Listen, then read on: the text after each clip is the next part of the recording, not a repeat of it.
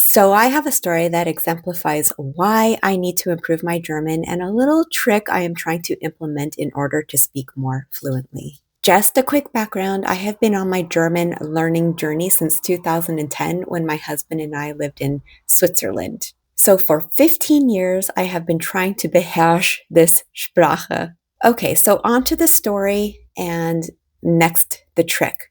The story was yesterday was my daughter's birthday, and the day before, I was doing some last minute shopping. I wanted to buy her one of those Lucky Cats balloons that wave, and I picked one out and I asked the register, the Kassenfrau, the lady behind the counter, if she could blow it up with helium. So I was doing well, and I knew the word aufblasen, and and she was like, "Okay, yes, it will be an extra 5.99." And I said, "Okay, great." So she started blowing it up with the machine behind the counter. So I couldn't really see what she was doing and how like full the balloon was becoming, but all of a sudden it popped. And mind you, I was with my other daughter who is a bit younger. She's 8, and she gets bored easily, and she started shifting and was a little bit antsy. So this is adding to my stress. So the balloon popped, and by the way, my husband was waiting for me in the car.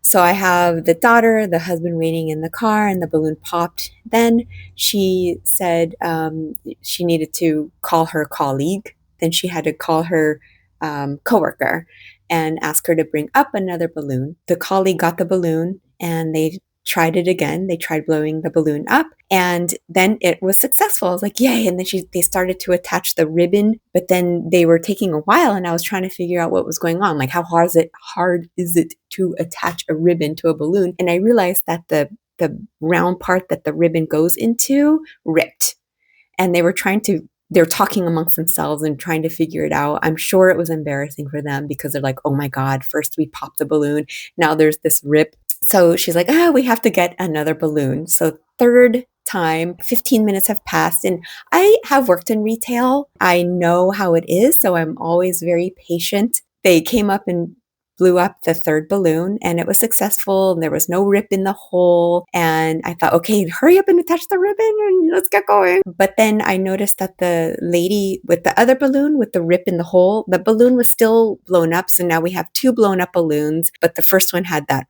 rip, right? And she had a needle, and looked like she was about to puncture the balloon. I wanted to say, what are you doing? What are you going to do with that needle? Because if you're going to puncture it, you might as well give me like the balloon. It's better that, that I get it instead of you throw it in the trash. Because when I worked in retail, if a customer was inconvenienced, yeah, I would, say, hey, just take the second balloon as a gift from us that we are taking up your time, or, like just compensation. I'm not saying the customer is always right and you should just give out freebies at all. Actually, I have a whole rant on customers and customer service, but that's a separate topic. Back to the story. What I said, what came out of my mouth was, was machen Sie mit den Nadel?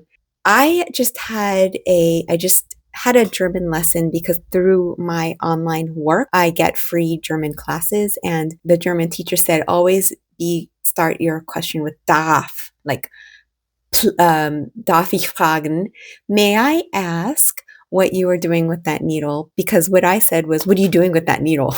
I didn't mean to be rude, so that was my first Fehler, my first mistake. And then she was rude back and she said, why are you asking? And then after that, I wanted to explain, well, and then I realized with the needle, she was just making another hole in that little piece that the ribbon goes into so she could save it.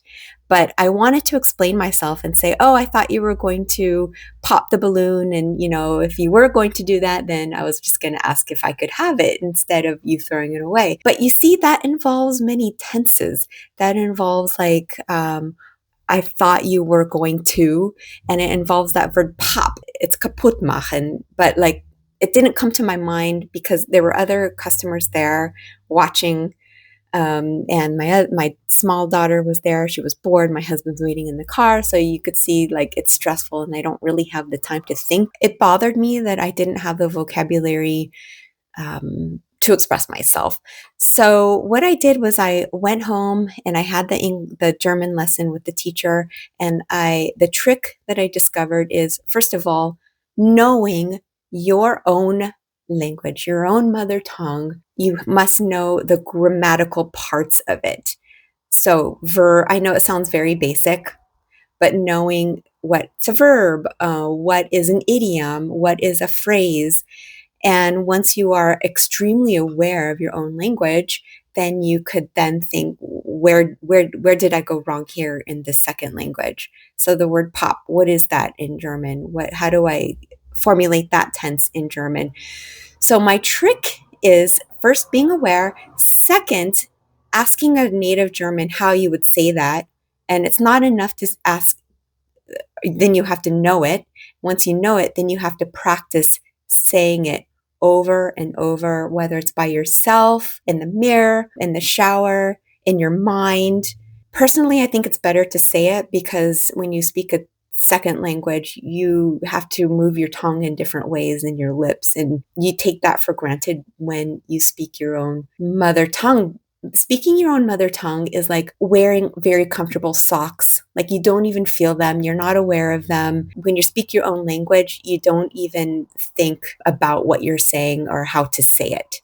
So when you're trying to express yourself in a foreign language, you really have to think. And so in order to not think so much about what you're trying to say, practice, practice, practice. So, for example, I thought you were going to pop the balloon. Ich dachte, Sie würden. So that's another thing in English. We don't have that polite form. So you always have to think who you're talking to. Sie würden den Ballon platzen lassen. When I read it, it makes perfect sense.